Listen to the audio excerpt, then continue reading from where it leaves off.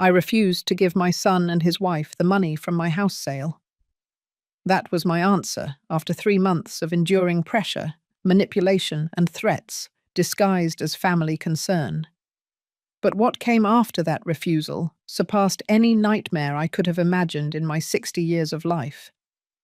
Ethan, my only son, the boy I carried for 9 months and raised alone after his father died, grabbed my arm with a strength I did not recognize as human. His wife, Brenda, screamed behind him with a sharp, desperate voice, ordering him to take my phone before I called anyone. I tried to pull away, twisting my body toward the door, but he yanked harder. Then I heard the sound. A dry snap, like breaking a dried branch with your hands. My left arm just gave way. The pain arrived 3 seconds later. A white-hot, searing wave that shot up from my wrist to my shoulder and exploded in my head like fireworks. I fell to my knees on the living room floor, the same floor I had mopped that morning, thinking I would be receiving my son for a civilized conversation. The phone flew out of my right hand and bounced under the sofa.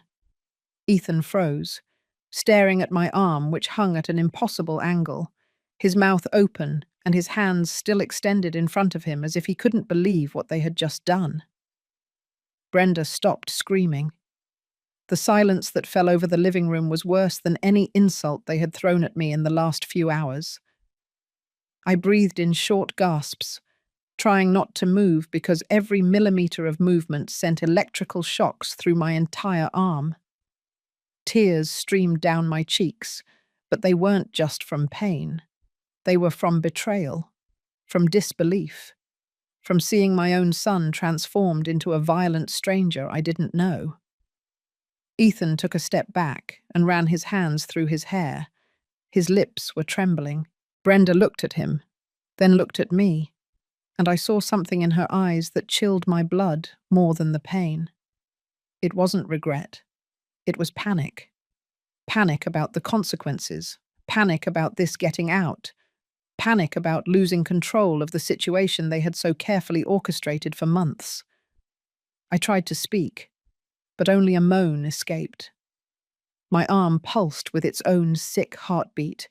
I could feel it swelling inside the sleeve of my blouse. Ethan crouched down in front of me, extending his hands, not daring to touch me. Mom, I didn't mean to. You moved. Oh God, Mom. His voice sounded distant, muffled by the ringing in my ears. Brenda remained standing by the window, biting her lower lip, and I could see her brain working at full speed, looking for a way out, looking for a way to twist this into something that wasn't what it really was. A son breaking his elderly mother's arm because she refused to hand over $180,000. 20 minutes later, they were both kneeling in front of me in the emergency room of the hospital, begging for forgiveness between sobs, while a nurse prepared the X-ray room and a young, unfriendly-looking doctor quietly asked me if I wanted him to call the police. Brenda cried with a drama that would have won awards on Broadway, clinging to my good hand, begging me to understand that it had been an accident. Ethan couldn't even look me in the eye. He trembled like a frightened child, muttering apologies that sounded hollow and late. But it was already too late for apologies. It was already too late for crocodile tears and empty promises. Something had broken in that room besides my bone. Something that had been cracking for months, ever since the day I told them about the sale of my house.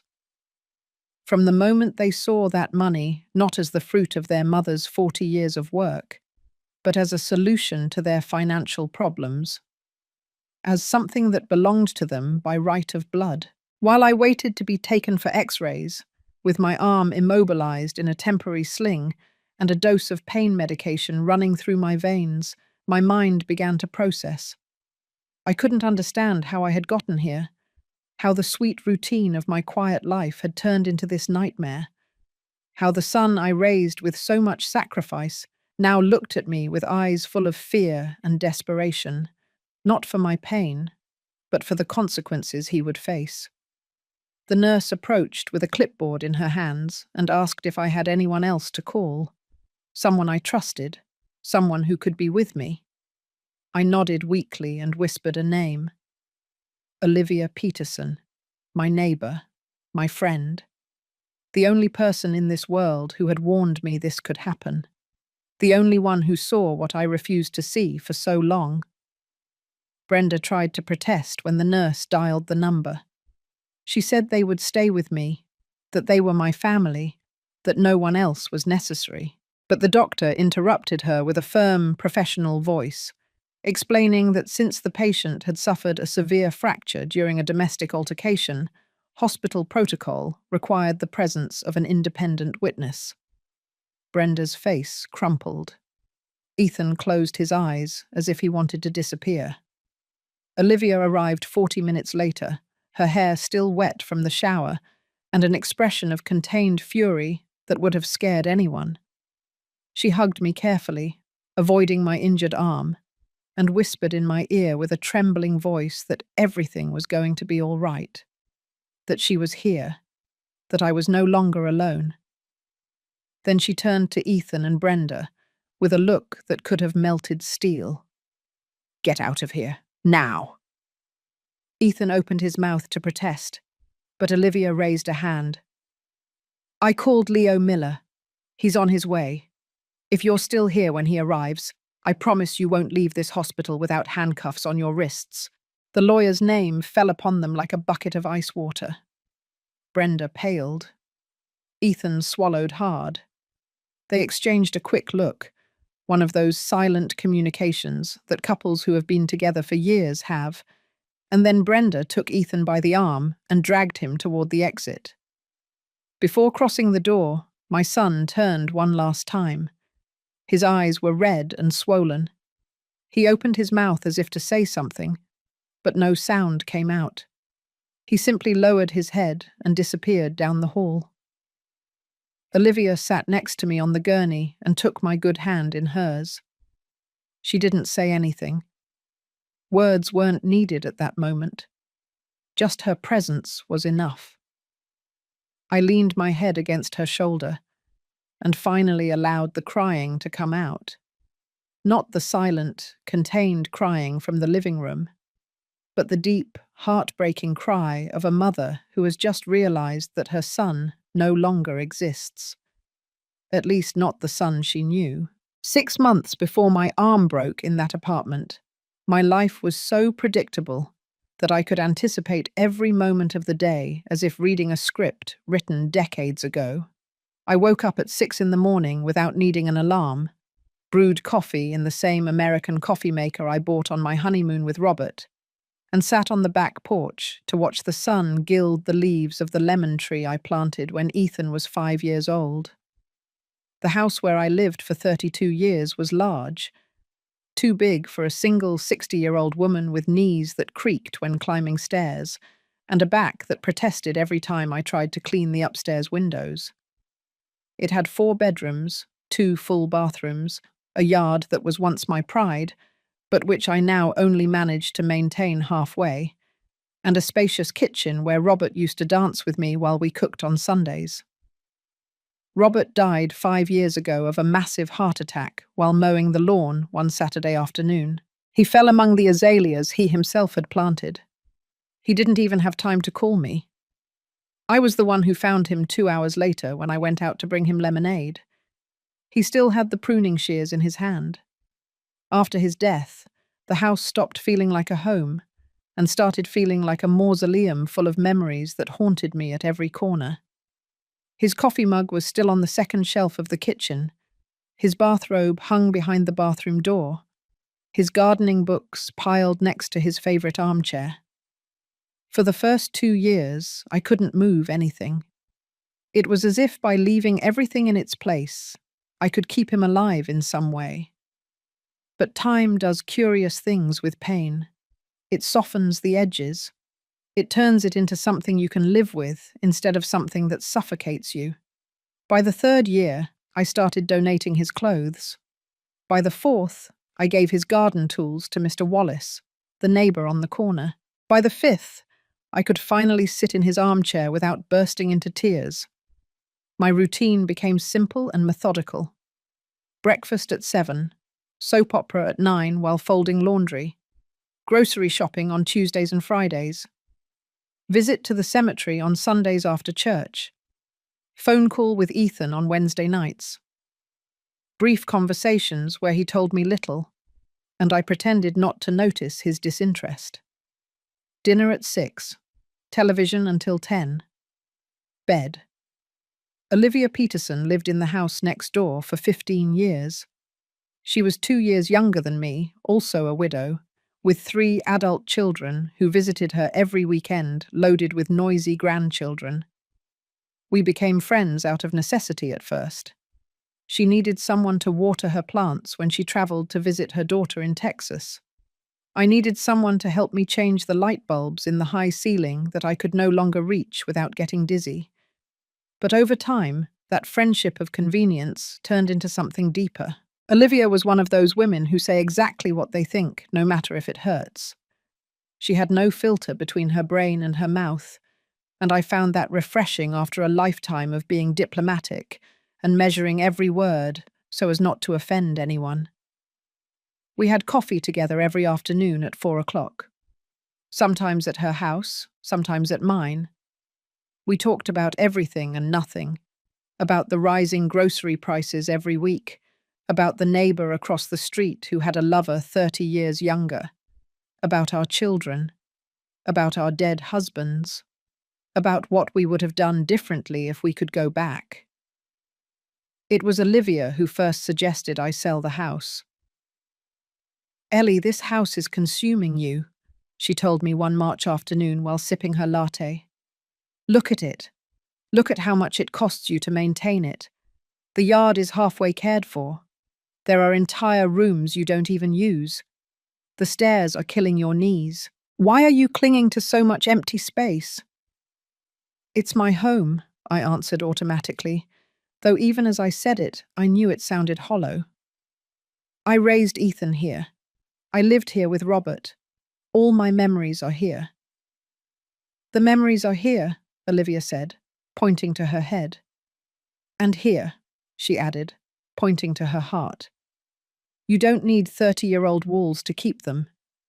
What you need is a place that is yours, something manageable, something where you can live instead of just survive." Her words stayed with me for weeks.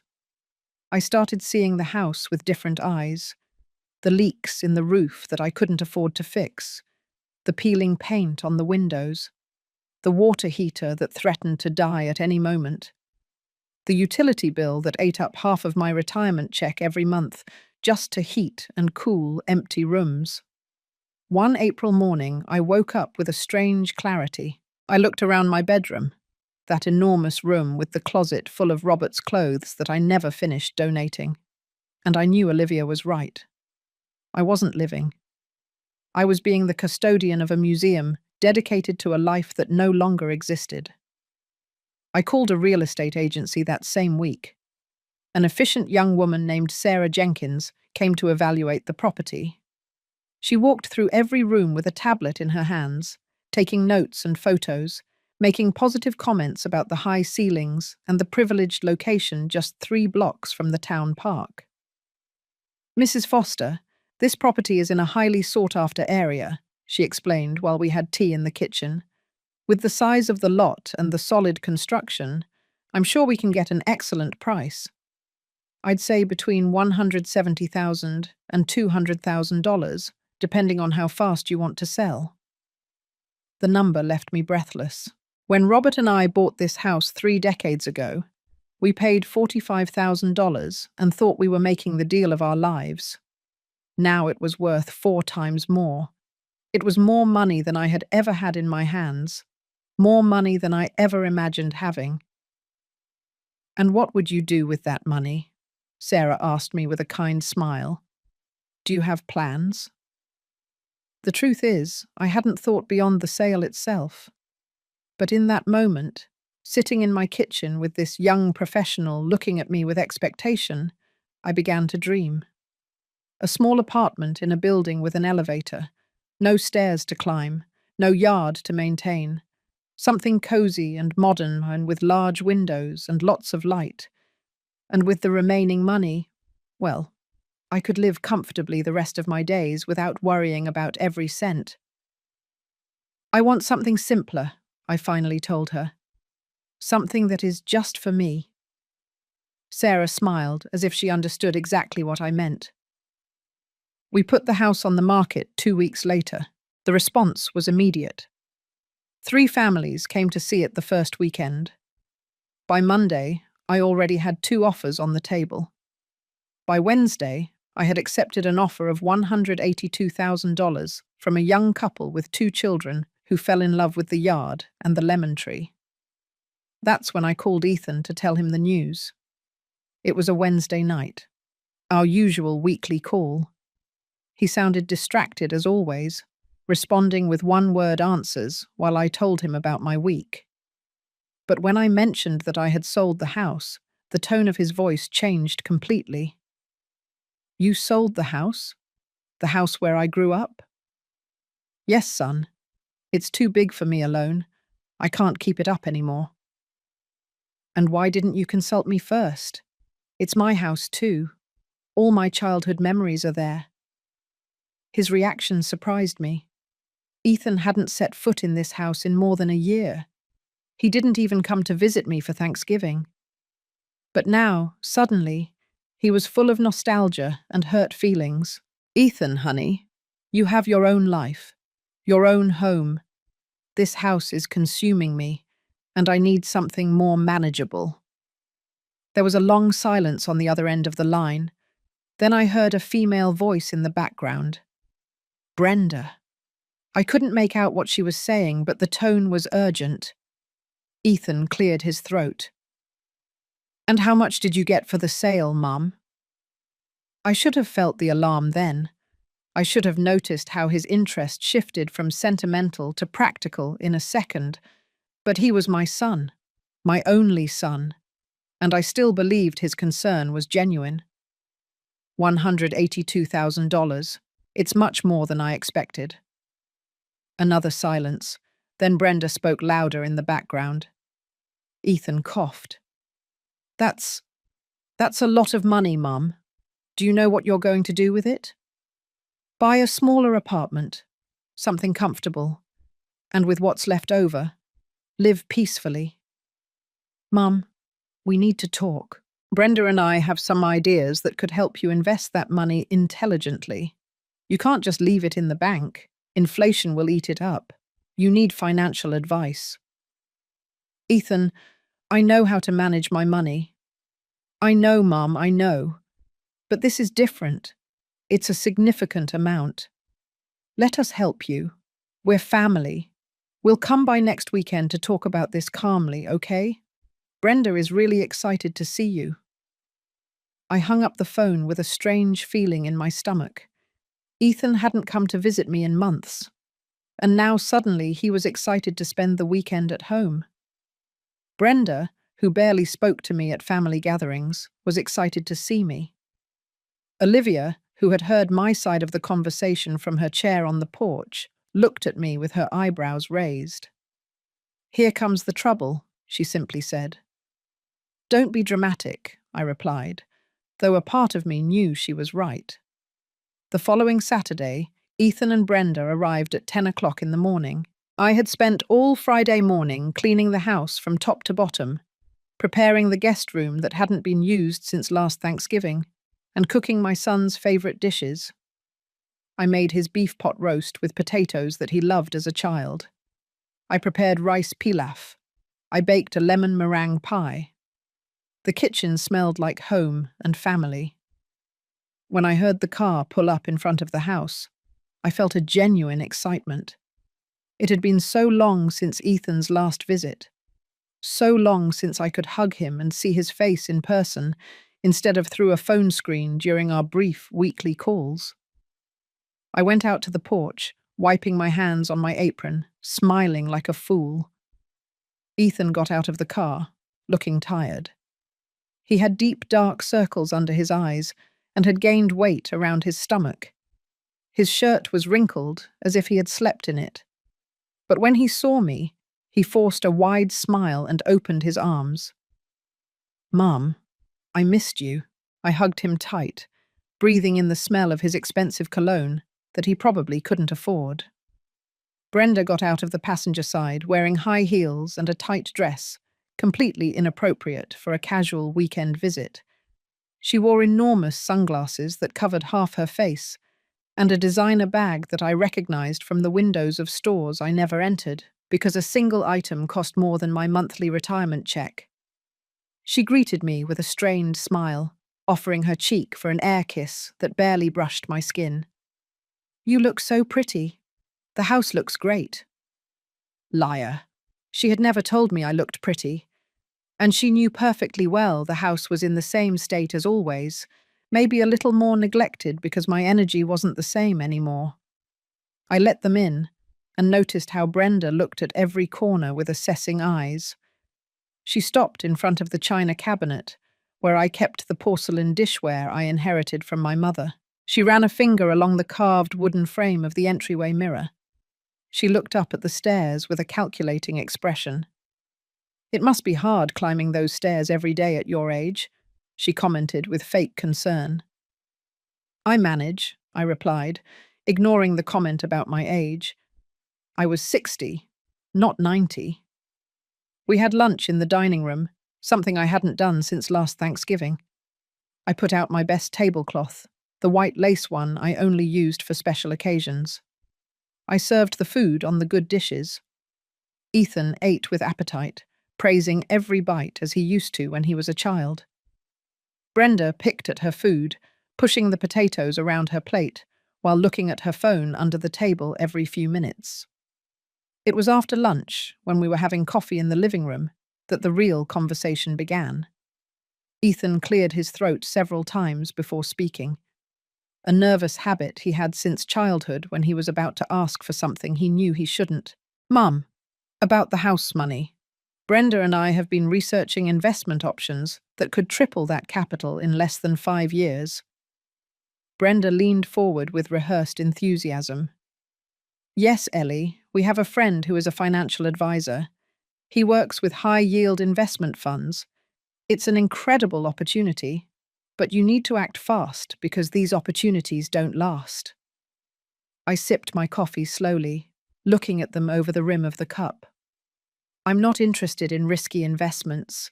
That money is for my retirement, to live peacefully." Brenda's smile wavered. "It's not risky. It's completely safe. You just need to trust us. We're your family." "Besides, Mum," Ethan added, $180,000 is a lot of money to just have sitting in a bank account. Banks are failing. There are robberies, break-ins. It's not safe." "My bank has been fine for the last 30 years. "Things change," Brenda insisted. Her tone was beginning to lose its manufactured sweetness. "You don't understand how the modern financial world works. No offense, but your generation isn't familiar with these things. That's why we're here. To help you. To protect you." I felt a pang of irritation. "I appreciate your concern, but I can handle my own financial affairs." Ethan exchanged a look with Brenda. She nodded almost imperceptibly. He sighed and ran a hand through his hair. "Mum, there's something else. Brenda and I are going through a difficult time financially. We have some debts that we urgently need to resolve." There it was, the truth finally surfacing like oil floating on water. "What kind of debts?" "Credit cards, mainly," Ethan admitted without looking me in the eyes. "And a car loan. And some overdue mortgage payments. It's nothing we can't handle. But if we had access to a portion of your money, just as a temporary loan, we could resolve everything and then pay you back with interest." "How much?" Brenda answered before Ethan. $50,000 would get us out of trouble completely. We would pay you back in 1 year, a year and a half maximum." $50,000, almost 1/3 of my capital. To pay off debts they probably accumulated buying things they didn't need with money they didn't have. No, I said simply. Brenda blinked as if she had misheard. Pardon? I said no. That money is for my future, for my security. It is not a family emergency fund. Brenda's mask of sweetness fell completely. Security? You're going to buy an apartment that will probably cost you $60,000 at most. What are you going to do with the other $120,000? Sit on top of it until you die? Brenda, Ethan warned, but without much conviction. No, Ethan. Someone has to tell the truth here. She turned to me with eyes gleaming with barely contained rage. Your son is asking you for help. Your only son. The son you raised and who took care of you when you were widowed, and you refuse to help him when you have more money than you'll need for the rest of your life. I got up from my chair, feeling the blood rush to my face. No one took care of me when I was widowed. I took care of myself. And Ethan is 35 years old. He is an adult man with a job and responsibilities. If he has debts, it's because he made irresponsible financial decisions. Ethan stood up too, his hands raised in a conciliatory gesture. Mum, please. It doesn't have to be 50,000. It could be 30, 20 even. Something to help us breathe. The answer is no, Ethan. I'm sorry. Brenda stood up abruptly, her chair scraping the wooden floor. This is incredible. Absolutely incredible. You know what? We don't need you. We'll manage alone as we always have. Let's go, Ethan. But Ethan didn't move. He stood there, looking at me with a mixture of disappointment and something darker that I didn't want to identify at that moment. Seriously, Mum, after everything, after what everything, Ethan? After raising you, giving you an education, loving you unconditionally? None of those things obligates me to finance your unsustainable lifestyle. He left without saying another word. Brenda followed him, throwing me a look of pure venom before exiting. The door closed louder than necessary. I heard the car start and drive away, leaving tire marks on the driveway. I stood in the middle of the living room, looking at the dirty lunch dishes, the food I prepared with so much love now turned to ashes in my mouth. Olivia appeared in the back door seconds later. She had been in her yard, but clearly had heard everything. I warned you, she said softly. I know. Are you okay? I wasn't sure how to answer. I had defended my money and my boundaries, but in doing so, I felt I had lost something more valuable. I nodded anyway, because it was easier than explaining the emptiness I felt in my chest. This isn't over, Olivia said. They'll be back, and next time it won't be with pretty words. She was right. But at that moment, exhausted and hurt, I just wanted to believe that my son still had some of the goodness I raised him with. I wanted to believe he would reflect and understand. How naive I was. For 2 weeks after that disastrous visit, I didn't hear from Ethan. No call, no text message, not even on our usual Wednesday. The silence was deafening and ate at me inside in ways I didn't want to admit. Every time the phone rang, my heart jumped, hoping it was him. But it never was. Olivia told me to let him go, that if Ethan wanted to behave like a spoiled child, that was his problem. But a mother can't just turn off love like a light switch. I spent nights awake wondering if I had been too harsh, if I should have lent him at least some money, if I was being selfish. Then, one Saturday morning, 3 weeks after their last visit, they arrived without warning. I was in the yard, pruning the faded roses when I heard the car. This time they got out with bags from the expensive bakery downtown and bright smiles as if nothing had happened. Brenda wore jeans and a casual blouse, more appropriate than her last outfit.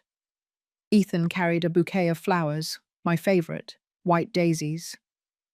Mom, Ethan said, approaching with open arms. I am so sorry. I was an idiot. I shouldn't have pressured you like that. You can do whatever you want with your money. It's yours and only yours. I wanted to believe him. God knows how much I wanted to believe him. I hugged him, and the smell of his cologne reminded me of when he was little and ran to me after school. Brenda kissed my cheek with what seemed like genuine affection. We brought pastries and gourmet coffee, she announced cheerfully. Can we have breakfast together, as a family, without talking about money or anything unpleasant? Just spend quality time. I agreed because I am weak when it comes to my son, because 3 weeks of silence had left me vulnerable, because I desperately wanted to believe we still had a salvageable relationship. We had breakfast on the back porch. Brenda talked about her job at a clothing boutique. Ethan told funny stories about his office colleagues. They asked me about my apartment search and seemed genuinely interested when I showed them photos of a place I had seen the week before. A small 2-bedroom apartment in a building with an elevator, near the market, and only 10 minutes from Olivia's house. It looks perfect for you, Mum, Ethan said sincerely. You're going to look great there. It was a pleasant morning, almost normal. I allowed myself to relax and enjoy their company. After breakfast, Brenda offered to help me wash the dishes, while Ethan checked a leak in the upstairs bathroom that I had casually mentioned. Ellie, Brenda began while drying a plate. Her voice was soft, almost shy. I want to apologize for how I behaved last time. I was stressed about our problems and took it out on you. It wasn't right. It's forgotten, I replied, though it wasn't completely true. It's just, sometimes I worry so much about Ethan. He works so hard and it never seems to be enough. And I work too, but the money just disappears. The rent, the car, the utilities, the food. Everything is so expensive now. There was something in her tone that made me drop my guard. She sounded tired, genuinely overwhelmed, not like the calculating woman from 3 weeks ago. I understand things are tough, I said, but you have to learn to live within your means. I know, you're right. She dried another plate in silence before continuing. Can I ask you something? No pressure, just curiosity. You already know exactly how much you're going to spend on the new apartment. I should have seen the trap. I should have remained silent. But I had lowered my defenses, and she sounded so innocent. The one I like costs $65,000, with closing costs and moving, probably $70,000 in total. Then you'd have over $100,000 left, Brenda calculated, as if she were just doing casual math. That's wonderful, Ellie. Really, you're going to be very comfortable. She continued washing dishes and didn't say anything else about the subject. I thought maybe, just maybe, they had really matured and accepted my decision. How foolish I was. The visits became regular after that. Every weekend they showed up with some excuse. They brought food. They helped with house chores. Ethan fixed the leak, changed light bulbs, cleaned the gutters. Brenda helped me pack boxes with things I would donate before the move. They offered to drive me to see apartments. They accompanied me to the bank when I went to organize the transfer of the sale money. They seemed attentive, loving, present. Everything they hadn't been in years. Olivia didn't buy it. They're planning something, she warned me every time she saw them arrive. No one changes like that all of a sudden, especially not after showing their true colors so clearly. Maybe they matured, I argued. Maybe they realized their attitude was wrong. Or maybe they're waiting for the perfect moment to strike again. I didn't want to listen to her. I wanted to enjoy having my son back. I wanted to believe in second chances and redemption. It was during one of those visits, one Sunday afternoon while organizing documents in my home office, that Brenda brought up the topic again. but this time with a different approach. Ellie, have you thought about making a will? You know, to make sure everything is in order.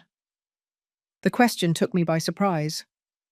I have a basic will I made years ago. Everything goes to Ethan anyway. He's my only child. Sure, Brenda nodded.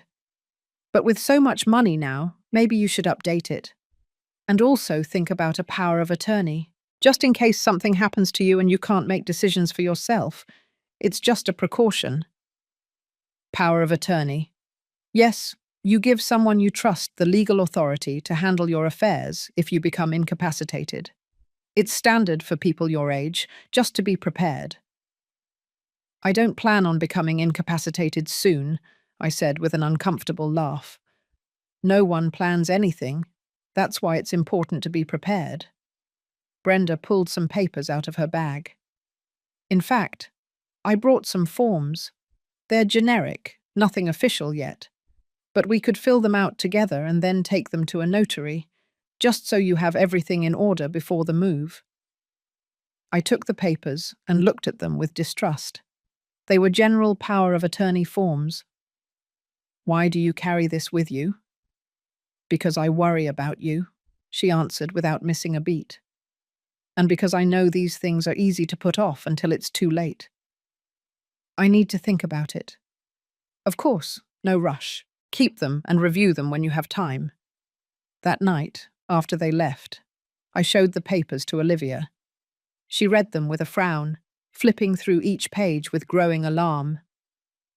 Ellie, these forms would give whoever you designate total control over your finances.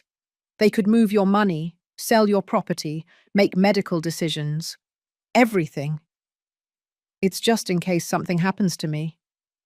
And who do you think they expect you to name? Me. Olivia put the papers down on the table. They are going to pressure you to put Ethan, and the moment you sign this, your money stops being yours. I can't live distrusting my own son. It's not about distrust. It's about protection. Ethan already showed he's willing to manipulate you for money. Brenda is orchestrating all of this. Don't you see it? The constant visits, the help, the false repentance. It's all to gain your trust again. So you drop your guard enough to sign something that gives them access to your money. I wanted to tell her she was exaggerating, that she was seeing conspiracies where there was only genuine family concern. But something in my stomach was twisting uncomfortably, because deep down, a part of me knew Olivia was right. I hid the forms at the bottom of a drawer and decided not to mention them again. But Brenda didn't forget. In every subsequent visit, she found subtle ways to bring up the subject. Have you thought about the documents? Do you want me to go with you to the notary? It would be so easy to resolve it in one afternoon. The pressure was constant, but disguised as loving concern. And every time I refused or changed the subject, I saw a flicker of frustration in her eyes that disappeared as quickly as it appeared. The trap was closing, and I, foolish me, kept pretending I didn't see it. The sale of my house was finalized on a rainy Tuesday in June. I signed the last papers at the notary's office, while the young couple who bought my home smiled excitedly across the table. They had 2 small children who ran around the waiting room, full of energy and plans for the yard where my Ethan once played. I wished them luck and tried not to feel the weight of 32 years of memories leaving my hands with every signature. The money was transferred to my bank account that same afternoon. $182,000. It was the largest amount I had ever seen under my name. I sat in the car outside the bank for 20 minutes, looking at the transfer receipt on my phone, feeling a strange mix of relief and terror. I was free. I was vulnerable. I was powerful. I was a target. I didn't tell Ethan the money was already in my account. Something stopped me. Maybe it was intuition. Maybe it was the constant echo of Olivia's warnings. Or maybe it was simply that I wanted to enjoy a few days of peace before the renewed pressure began. But Brenda had ways of finding things out. 2 days after the transfer, my phone rang at 8 o'clock in the morning. It was Ethan, with a strangely urgent voice. "Mum, we need to talk. Today. It's important." "What happened? Is everything all right?" "Yes, no, everything's fine. We just need to see you. We'll be there in an hour." He hung up before I could answer. They arrived 45 minutes later. This time they didn't bring pastries or flowers. Brenda carried a thick folder under her arm and an expression of determination that made me nervous from the moment she got out of the car. They sat in my living room without the previous courtesy of warm greetings. Ethan looked agitated, rubbing his hands repeatedly. Brenda opened the folder on the coffee table and took out several documents. "Ellie, we're going to be direct because we respect you too much to keep beating around the bush," Brenda began, with a business tone I had never heard from her. "We know you already have the sale money, and we need to talk about how to properly protect it." "My money is perfectly safe in the bank." "That's what you think," Ethan interrupted. "But Mum, banks aren't safe like they used to be. There are failures. There are limits on deposit insurance. If something happens to your bank, you would only recover a fraction." "I've researched all of this," Brenda continued, pointing to the documents. "The best option is to diversify. Put part of the money in a joint investment account where I can help you monitor the growth, another part in a mutual fund, and the rest in a high-yield savings account." "Joint account," I repeated slowly. "With you or with Ethan?" "We're your family. Someone has to help you with this because, let's be honest, you don't have experience managing this amount of money." I felt the rage starting to boil in my chest. I have managed money my whole life. I maintained a house, raised a son, paid bills for decades. "That's different," Brenda said with barely hidden condescension.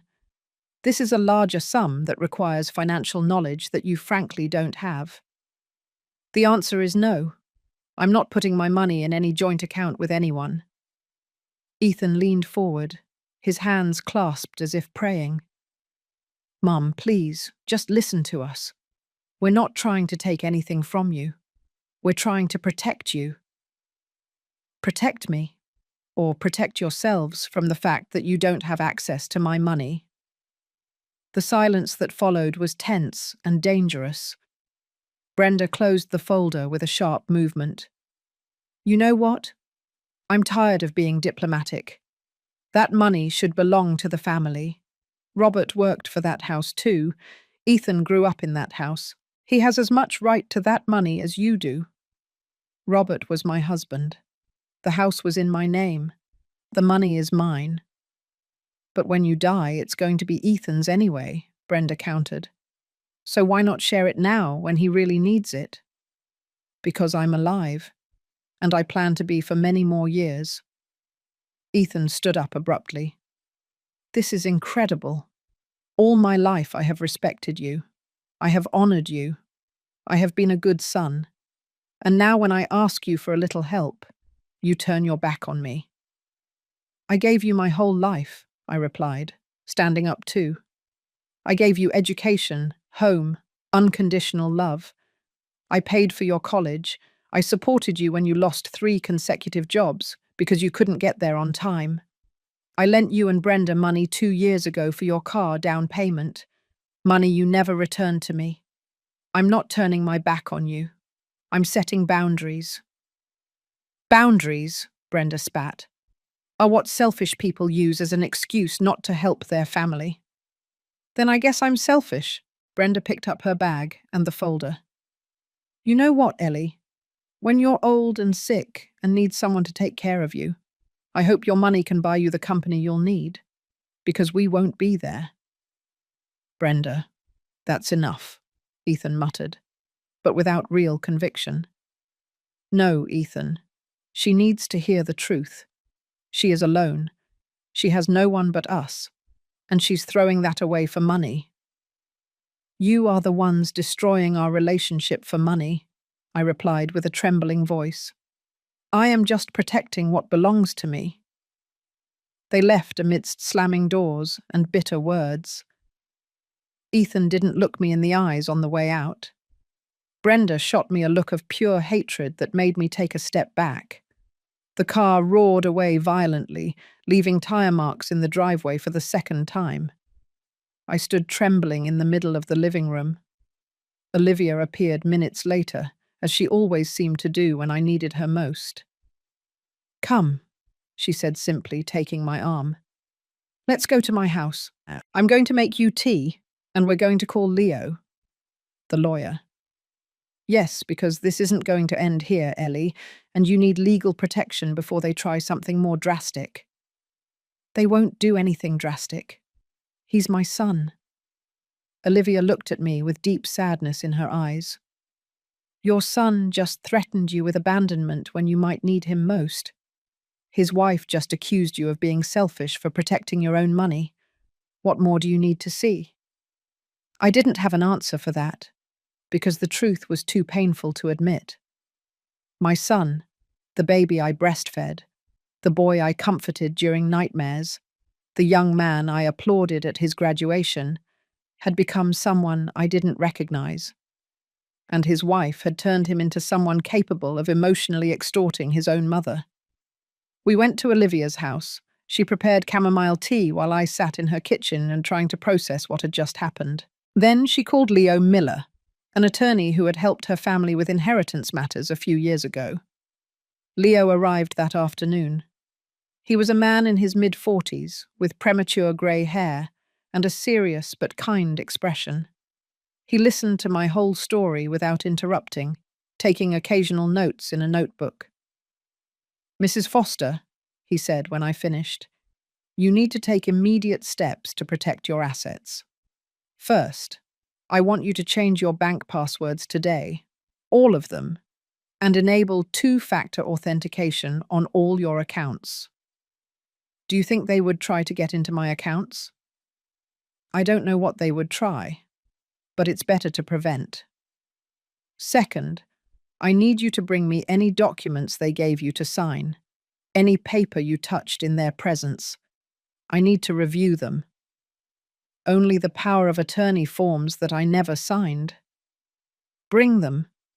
Sometimes people forge signatures. It's more common than you think, especially in cases of family financial abuse. The word abuse hit me like a slap. That was what was happening.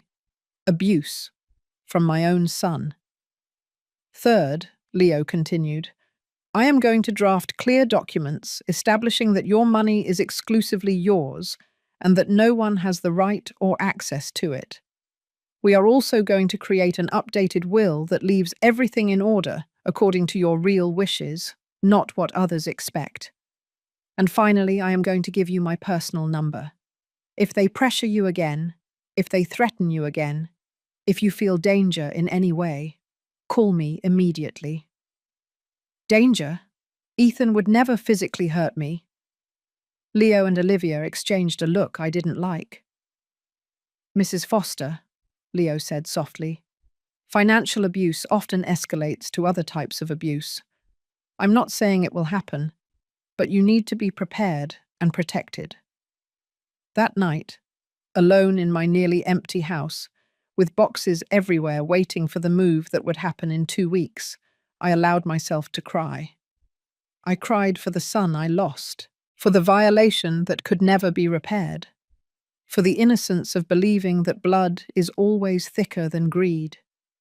And as I cried, my phone rang. It was a text message from an unknown number. You're going to regret this. I promise you. The unsigned text message kept me awake that night. I stayed up looking at the ceiling, listening to every creak of the old house, every sound of the wind against the windows. At 3 o'clock in the morning, I picked up my phone and forwarded the message to Leo with trembling hands. He replied within minutes, despite the hour. Save this message. Do not delete it. It's evidence. Do you have any idea who could have sent it? I didn't need to guess. I knew exactly who was behind those threatening words, but a part of me still resisted believing that my son or his wife were capable of something like that. The following days were a strange mix of panic and determination. I followed Leo's instructions to the letter.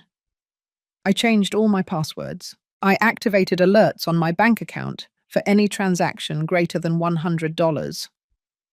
Leo reviewed the power of attorney forms Brenda had given me and confirmed they were legitimate, but that had I signed them, it would have given total control over my finances to whoever I designated. These documents are dangerous in the wrong hands, he explained while reviewing them in his office. Did they ever mention wanting you to sign them with Ethan as the agent? Brenda insinuated it several times. She said it was normal, that it was for my own protection. Leo shook his head. There is nothing normal about this. These are classic financial manipulation tactics. First, they gain your trust with visits and help. Then they start planting seeds of doubt about your ability to handle your own affairs. Finally, they pressure you to sign documents that give them legal control. We drafted a new will where I left everything clearly established. A portion for Ethan, yes, because he was still my son, but also donations to charities and a considerable amount for Olivia for years of genuine friendship. We established a trust that no one could touch until after my death, and that would have legal supervision to prevent manipulation. You don't think I'm overreacting? I asked him as I signed the documents before a notary. Mrs. Foster, in my 20 years of legal practice, I have seen children steal from dying parents. I have seen families destroyed by inheritances. I have seen the elderly living in misery while their children spend their money. It is never an overreaction to protect yourself. That same week, I received 3 more calls from unknown numbers. The first time I answered, hoping it was about my move or the new apartment. It was a masculine voice I didn't recognize, distorted, telling me that stubborn old women ended up alone and forgotten. I hung up, trembling. The second call was a female voice, definitely not Brenda, but with the same threatening tone, suggesting that accidents happened all the time to older people who lived alone. The third call was silence, just heavy breathing for 30 seconds before they hung up. Leo advised me to report it to the police. I went to the station and spoke with a young officer who took my statement with a bored expression, as if he heard these kinds of stories every day. He probably did. Do you have proof of who is making these calls? He asked, while typing on his computer without looking at me. They are private numbers, but I'm sure it is my daughter-in-law or someone she hired. Do you have proof of that? No, but... Then I can't do much, Mum. We can document the complaint, but without concrete evidence of who is threatening you, my hands are tied. I suggest you block unknown numbers and consider changing your phone number. I left the station feeling more vulnerable than when I entered. The system that was supposed to protect me couldn't do anything until something really bad happened. I had to wait to be a victim before receiving help. Olivia became my constant shadow. She insisted on staying with me during the nights, bringing an inflatable mattress that she put in my living room. She accompanied me to the bank, to the supermarket, to see the new apartment.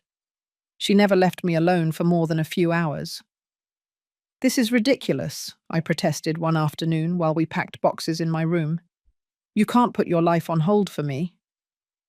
My life is exactly where it needs to be, taking care of my friend. And my children, your grandchildren, understand the situation and agree that you shouldn't be alone right now. The move was scheduled for the following Friday. I had hired a small moving company, recommended by Leo. 2 trustworthy men who started loading my belongings early in the morning. Seeing my furniture leave through the door was more painful than I anticipated. Each piece carried memories. The table where Ethan did his homework. The sofa where Robert and I cuddled up to watch movies. The bed where I slept next to my husband for 25 years. We were halfway through the move when Ethan and Brenda showed up without warning.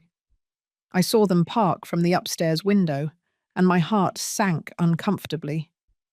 I walked down the stairs slowly, preparing for another confrontation. Ethan looked terrible. He had red, swollen eyes, deep dark circles, an unshaven beard. Brenda, on the other hand, was impeccable as always, but there was something cold in her expression that gave me goosebumps. "Mom," Ethan said in a hoarse voice, "you can't move without at least saying goodbye to us." "I didn't know you wanted to say goodbye after your last message." "What message?" he asked, genuinely confused or acting very well. "The threatening message. You're going to regret this." Ethan vehemently shook his head. "I didn't send you any message, Mum, I swear. I have no idea what you're talking about." I looked at Brenda. She held my gaze without blinking, defiant. That's when I knew with certainty that it had been her, but I couldn't prove it. "Look," Brenda said with an exaggerated sigh, "we came to make peace. Ethan has been devastated these weeks. He barely eats. He barely sleeps. You're killing him, Ellie." "I'm not killing him. He's doing this to himself." "You're his mother. You have the power to fix this." "Fix it how? By giving you my money?" Ethan approached, his hands extended in a plea. "We don't want all your money, Mum. We just need help. We are about to lose the car. The bank threatened us with foreclosure. Brenda could lose her job because she can't get there without the car. Everything is falling apart." I felt a pang of pain in my chest. It was my son, vulnerable and desperate in front of me. All my maternal instincts screamed at me to help him, to fix his pain as I used to do when he was a child. But then I remembered Leo's words. Financial abuse works because they appeal to your maternal love. They fabricate crises. They create urgency. They pressure you to make emotional decisions instead of rational ones. "How much do you owe?" I asked, hating myself for asking. Brenda's eyes shone with barely hidden triumph. "Between the car and the overdue mortgage, $38,000 would put us completely back on track." $38,000, more than most people earned in a year, more than half of what I plan to live on for the next few years. "No," I said, though the word hurt me physically. "I can't give you that amount." "You can't, or you don't want to?" Brenda asked with venom in her voice. "Both things. That money is for my future, for my security. It's not a rescue fund for your financial mistakes." Ethan dropped his hands to his sides. Something changed in his expression. The plea transformed into something darker. "You know what, Mum? You're right. It's your money. Do what you want with it. But don't expect me to keep acting like your son, when you clearly aren't acting like my mother. Being your mother doesn't mean destroying my own life to save yours. It means being there when your family needs you. It means sacrifice, something you apparently no longer understand." Brenda took Ethan's arm. "Let's go, honey. We wasted our time coming here. Your mother has made it clear where her priorities are." They left, but this time there were no dramatic door slams or tire marks, just a cold, final silence that hurt more than any scream. I watched them walk away from the window and felt as if I was burying my son alive. Olivia appeared next to me. "You did the right thing." "Then why does it feel so bad?" "Because true love hurts. But protecting yourself isn't wrong, Ellie. It's never wrong." The move was completed without further incident. That night, I slept in my new apartment for the first time, surrounded by unopened boxes, in a bed that still smelled new, in a place where no memories haunted me. I should have felt relieved, free. Instead, I felt lonelier than ever in my life. 3 weeks passed in my new apartment. 3 weeks of absolute silence from Ethan. 3 weeks where I tried to convince myself that I had done the right thing, that setting boundaries was healthy, that protecting my future was not selfishness. Olivia came every day, sometimes just for coffee, other times to help me organize. Leo called every couple of days to check that everything was all right. I was adjusting to my new routine. The apartment was perfect for me. Compact, manageable, bright. From the living room window, I could see the park where children played in the afternoons. No stairs to climb, no yard to maintain, no empty rooms full of ghosts of the past. But peace doesn't last long when there are people determined to destroy it. It was a Thursday afternoon, around 5 o'clock. I had been to the supermarket and had just arrived with my shopping bags when I heard the intercom. The doorman, Mr. Johnson, informed me that my son was downstairs asking to come up. My heart raced. Part of me wanted to tell him not to let him in, but he was my son, and I still held a foolish hope that he had come to truly reconcile. "Let him up," I finally said. I opened the door and saw them step out of the elevator, Ethan and Brenda. But this time there were no false smiles or gifts of peace. Ethan had his jaw clenched and his fists closed at his sides. Brenda carried her large bag hanging from her shoulder and an expression of cold determination that made me instinctively step back. "We need to talk," Ethan said without even greeting me. "Inside. Now." Something in his tone alerted me.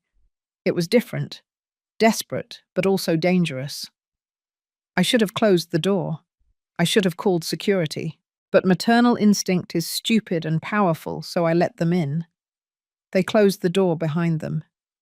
Brenda locked it. That small gesture chilled my blood. "What are you doing?" "What we should have done weeks ago," Brenda replied, taking some papers out of her bag. "You are going to sign these documents that give us access to your bank account, and you are going to transfer $50,000 to our account today. You're crazy if you think I'm going to do that." "You're not understanding," Ethan said, his voice trembling with contained emotion. "It's not a request, Mom.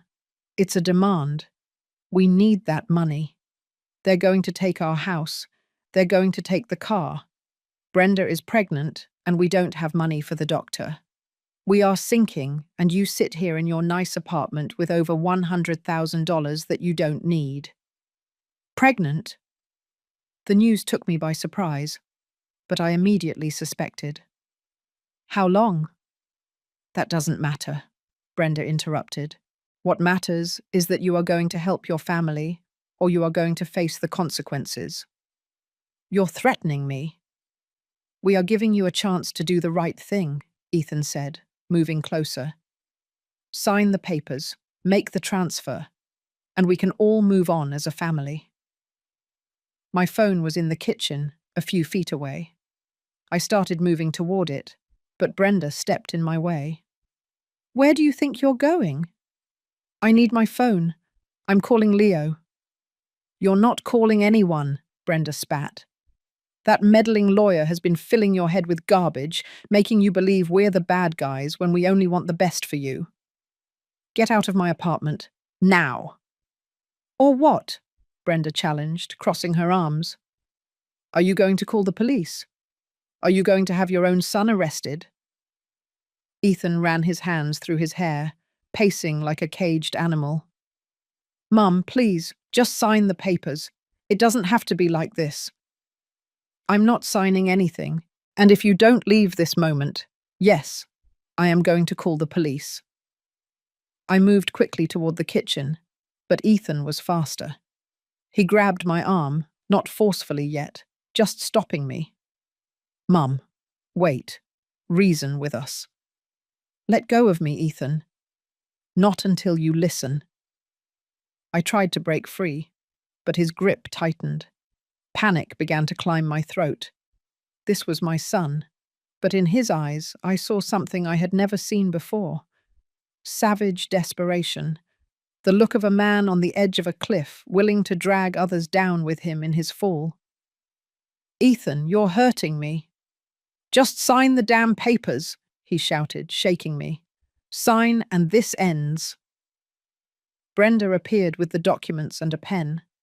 "Make it easy, Ellie. For all of us." "No." The word came out with more force than I felt. Brenda let out a sound of frustration and yelled at Ethan. "Then take her cell phone. We can't let her call anyone."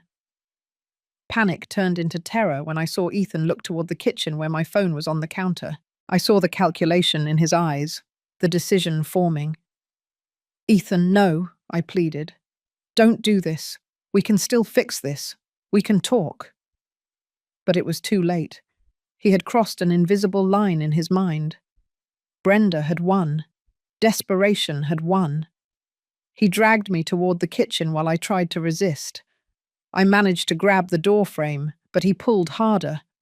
"Let go of me," I screamed, hoping someone in the building would hear.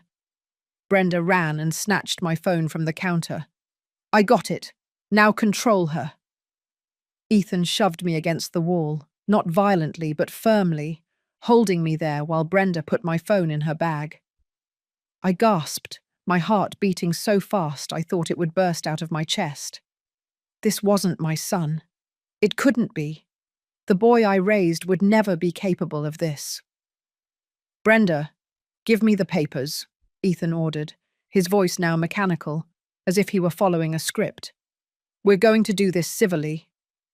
"There's nothing civil about this," I said, tears streaming down my cheeks. "This is extortion. It's assault." "This is survival," Brenda replied, putting the papers on the kitchen table. "And you are going to cooperate, or things are going to get much worse." Ethan let go of me but stood between me and the exit. I stood there, trembling, looking at the documents on the table. Documents that would give them complete access to my money. Documents that would turn my financial security into their lifeline. "I won't sign," I repeated, although my voice sounded weak even to my own ears. That's when Brenda completely lost control, her face contorted into a mask of rage. "You know what? I'm sick of your stubborn old woman refusal. Ethan, grab her hand and make her sign. I don't care how." "Brenda, we can't." "Do it," she screamed, "or we leave here with nothing and all of this will have been for nothing. Is that what you want? To lose the house? To live on the street? To lose your son?" I saw the exact moment Ethan made his decision. I saw the last spark of decency in his eyes go out. He approached me with renewed determination and extended his hand. "Give me your hand, Mom. Let's get this over with." "No." I spun around to run, to scream, to do anything. But he was faster. He grabbed my left arm with both hands and pulled back, trying to drag me toward the table. I resisted with all my strength, planting my feet, pulling in the opposite direction. "Ethan, let go! Not so hard!" Brenda yelled, but it was too late. There was a moment of maximum resistance, me pulling one way, him pulling the other, and then the world turned into white, blinding pain. I heard the snap before I felt it, a dry, horrible sound that shouldn't come from a human body. My arm gave way at an impossible angle, and the pain hit me like a freight train. I screamed. A scream that came from the deepest part of my being, a scream of physical pain, but also of absolute betrayal. I fell to my knees as my arm hung uselessly at my side, the pain throbbing in waves that blurred my vision. Ethan let go of me as if I had burned him. He stood there, looking at his own hands in horror. Brenda covered her mouth with her hands, all her bravado evaporating in a second. The silence that fell over the apartment was deafening. I could only hear my own ragged breathing, my involuntary groans of pain. The world had shrunk to my broken arm and the horrified face of my son. "Mom," Ethan whispered. "Oh God, Mom." I didn't mean to. You moved, I just. But his words sounded distant, muffled by the ringing in my ears and the fog of pain. I was broken. My own son had broken me. And as I fell further onto the cold floor of my new kitchen, I knew something else had broken too, something that could never be repaired. The pain was so intense that at times my vision completely darkened. I stayed there on the kitchen floor, holding my arm against my chest, while Ethan and Brenda looked at each other with growing panic on their faces. It wasn't regret I saw. It was fear, pure fear of the consequences. "We have to take her to the hospital," Brenda said with a sharp voice. "Now, before someone hears something." Ethan crouched down next to me, extending his hands, but not daring to touch me. "Mum, we're going to take you to the hospital. Everything's going to be fine. It was an accident. You understand it was an accident, right?" I didn't answer. I couldn't.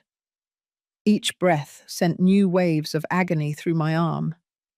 Hot tears streamed down my cheeks as I tried not to move, because every millimeter of movement was torture. Brenda took my phone out of her bag and stared at it, calculating. "We can't call an ambulance. They'll ask too many questions. We'll take her."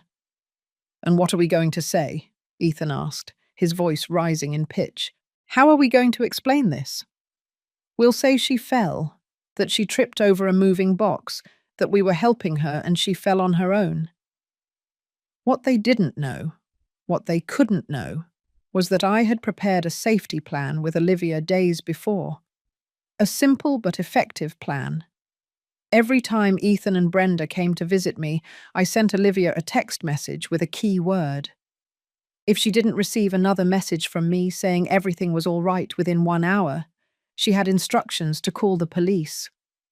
More than an hour had already passed. Ethan tried to help me up, but I screamed in pain when he accidentally moved my arm. I'm sorry, he repeated like a broken mantra. He finally managed to get me standing by holding me on my good side. My legs barely supported me. The shock was starting to set in, making everything feel unreal and distant. Brenda opened the apartment door and looked down the hall. "It's clear. Come on, quick." They dragged me toward the elevator. In my mind, clouded by pain, I knew I shouldn't go with them. I knew that once they got me out of the building, they could completely control the narrative. But I had no strength to resist. My body was on autopilot, simply trying to survive the pain. The elevator doors opened just as we arrived. And there was Mr. Johnson, the building's doorman, an older man with a grey moustache who always greeted me with a smile. His smile froze when he saw me. "Mrs. Foster, what happened?" "She's fine. She fell," Brenda replied quickly. "We're taking her to the hospital." Mr. Johnson looked me directly in the eyes. I saw that he didn't believe her. I saw how he evaluated the situation, my arm hanging at that horrible angle, the tears on my face, the tension in Ethan and Brenda's bodies. "Maybe I should call an ambulance," he suggested, pulling his radio from his belt. "It's not necessary," Ethan insisted. "Our car is right here. It will be faster." But Mr. Johnson was already speaking into his radio, asking for emergency services to be called. Brenda muttered a curse under her breath. Ethan started sweating visibly. Then we heard the sirens. It wasn't an ambulance, it was police patrol cars. 2 of them pulled up in front of the building with their lights flashing. Olivia had kept her word. I watched Brenda's face turn from panic to absolute despair. Ethan closed his eyes as if he wanted to disappear. Mr. Johnson held his position between us and the exit, perfectly understanding what he was witnessing. 4 officers entered the lobby with their hands near their weapons, assessing the situation quickly. A female officer approached me directly. "Ma'am, you need help." I nodded, unable to speak due to pain and emotion. She looked at my arm and her expression hardened. She signaled to her partner, who immediately called a real ambulance. "Who are you two?" the larger officer asked, looking at Ethan and Brenda. "I'm her son," Ethan replied with a trembling voice. "She fell. We were going to take her to the hospital." "She fell?" the female officer repeated, looking at me. "Ma'am, is that true?" This was the moment where I could protect my son one last time, where I could follow the pattern of a lifetime of putting his needs before mine, where I could lie and allow this nightmare to continue. Or I could tell the truth. I looked at Ethan. His eyes silently pleaded with me. "Please, Mom. Please don't say anything. Protect me like you always have. Save me from the consequences of my actions." "No," I said with a broken but clear voice. "I didn't fall. He pulled my arm and broke it." Ethan let out a choked sound, something between a sob and a gasp. Brenda took a step back, ready to run, but an officer was already behind her, blocking the exit. "That's not true," Brenda screamed. "She's confused. The pain is making her delirious. We were just trying to help her." But Mr. Johnson spoke with a firm voice. "I heard screaming, screams of fear, and when they opened the door, she was crying and they were nervous. This was not an accident." The ambulance arrived minutes later. The paramedics immobilized my arm with extreme care while I moaned in pain. The female officer got in with me, while her partners stayed with Ethan and Brenda. "We're going to need your full statement at the hospital," she told me gently. "Is there anyone we can call? Someone who can be with you?" "Olivia Peterson," I murmured, giving her the number. As the ambulance sped away with sirens wailing, I looked out the back window. I saw Ethan in handcuffs, being led toward a patrol car. He was crying, his body shaking with sobs. Brenda screamed something I couldn't hear, gesticulating wildly while another officer tried to calm her down. 20 minutes after breaking my arm, my son was being arrested. And I, drugged with painkillers in the back of an ambulance, felt something strange. It wasn't satisfaction. It wasn't vengeance. It was simply the feeling that finally, after months of manipulation and abuse, someone else was seeing the truth I had tried to deny for so long. At the hospital, while waiting in the emergency room, Olivia arrived running with Leo hot on her heels. She hugged me carefully, avoiding my injured arm, and cried against my shoulder. "I'm sorry," she sobbed. "I'm so sorry. I should have been there.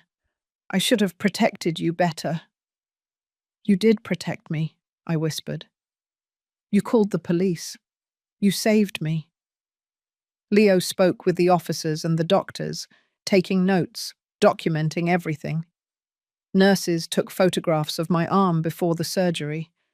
A social worker came to ask me questions about my domestic situation, about the history of abuse, about my future safety. I had surgery that night. The surgeon had to insert a plate and screws to hold the fractured bone. They told me recovery would take months, that I might never fully regain the range of motion, that at my age, fractures were complicated and dangerous. When I woke up from the anesthesia, with my arm wrapped in a cast and elevated in a sling, Olivia was there. And so was Leo, with a pile of legal documents. "Ellie," he said softly, "Ethan is in custody. They charged him with domestic assault and attempted extortion. Brenda was also arrested as an accomplice. They both face serious charges. I need you to tell me everything, from the beginning.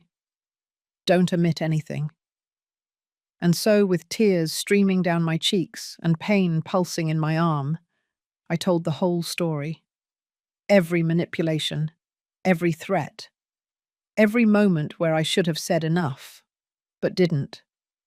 Outside my hospital room, in some police station cell, my son finally faced the consequences of his actions.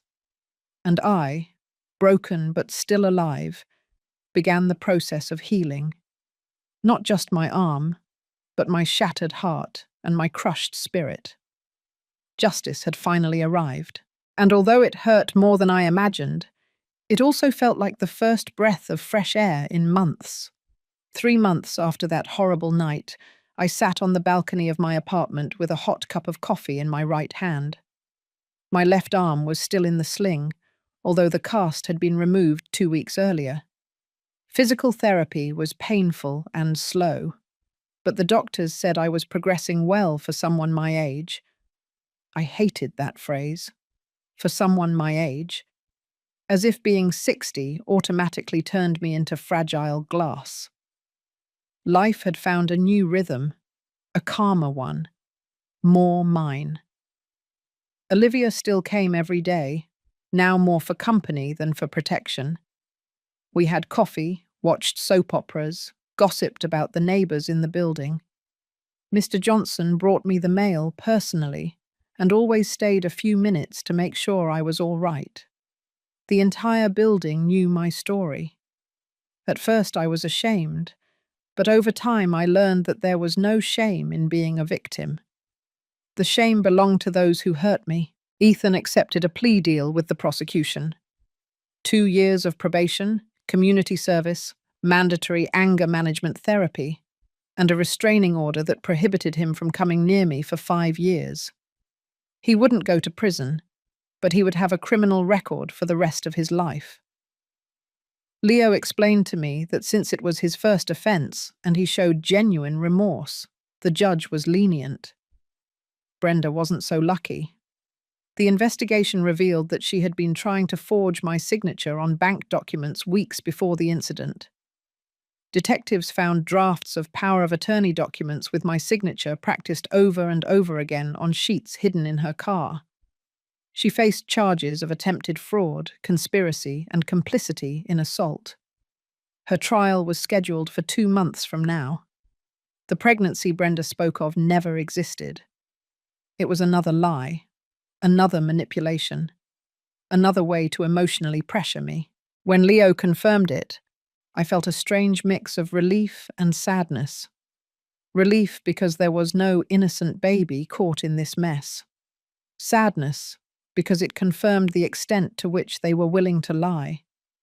Ethan tried to contact me several times through his attorney.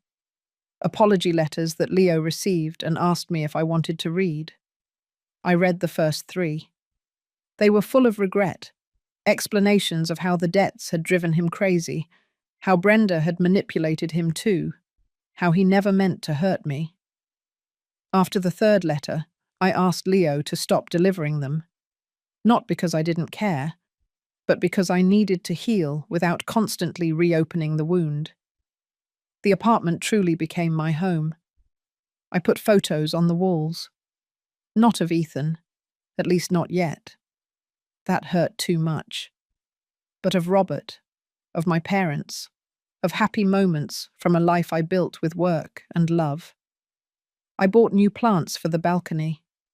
Olivia helped me choose cream-coloured curtains that made the living room feel warm and cozy. With the money I had left, almost $115,000, after paying for the apartment and medical expenses, Leo helped me create a trust administered by a trustworthy law firm.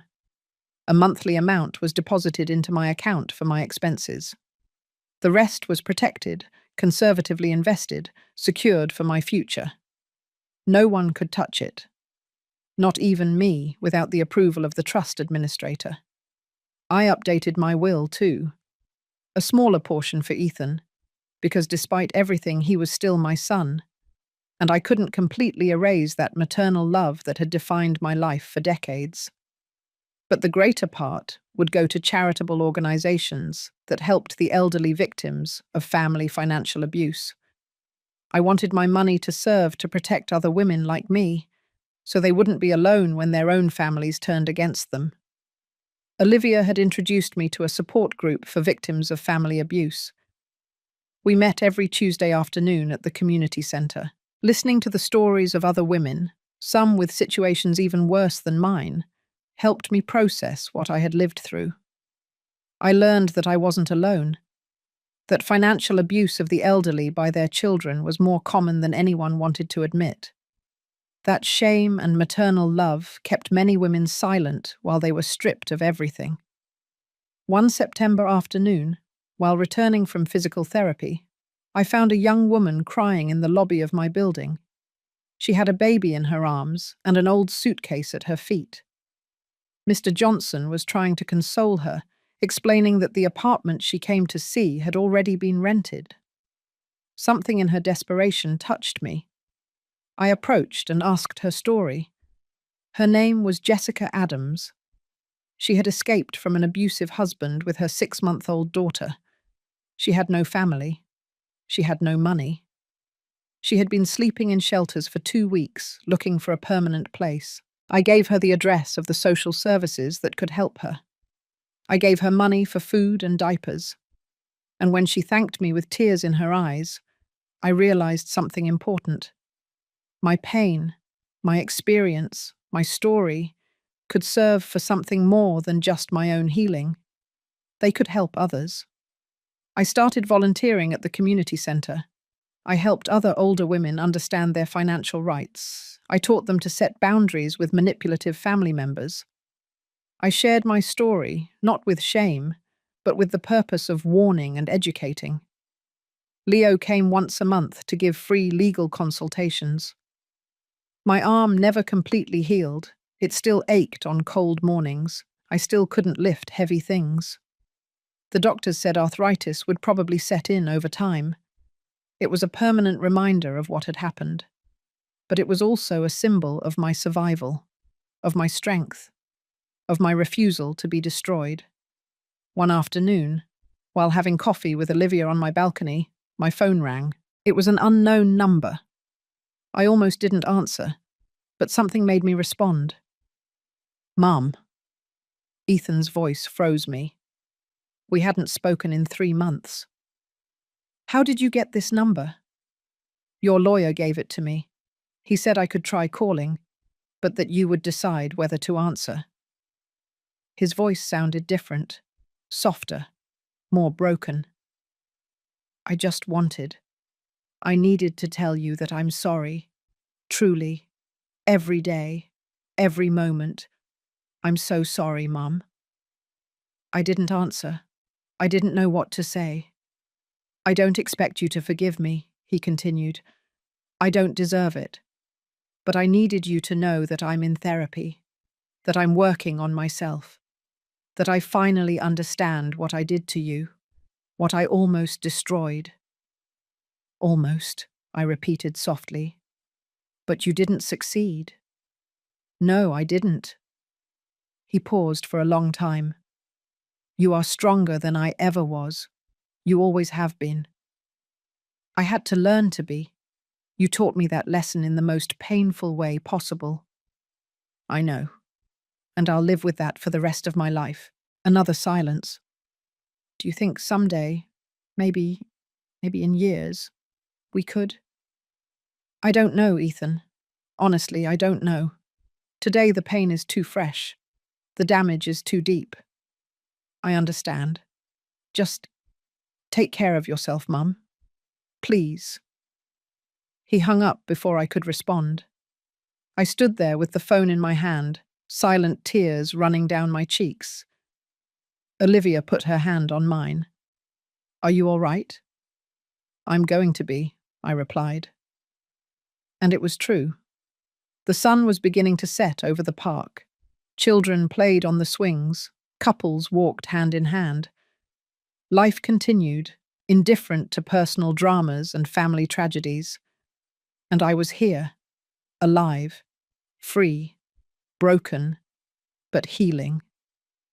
I had learned the hardest lesson of all, that love does not mean self-destruction, that protecting yourself is not selfishness, that setting boundaries does not make you a bad mother, that the family that harms you does not deserve unlimited access to your life, your peace, or your money. I refused to give my son the money from my house sale. His wife completely lost control. She told him to pull me hard, and he broke my arm. But 20 minutes later, they were begging for forgiveness and crying in desperation as police sirens echoed in the night. And I, Eleanor Foster, at 60 years old, survived. More than that, I learned to live again, this time, on my own terms. I took a sip of my coffee, felt the warm evening breeze, and smiled. Small, perhaps, sad around the edges, but genuine. I was free. And that freedom, bought with pain and tears, was worth more than any amount of money.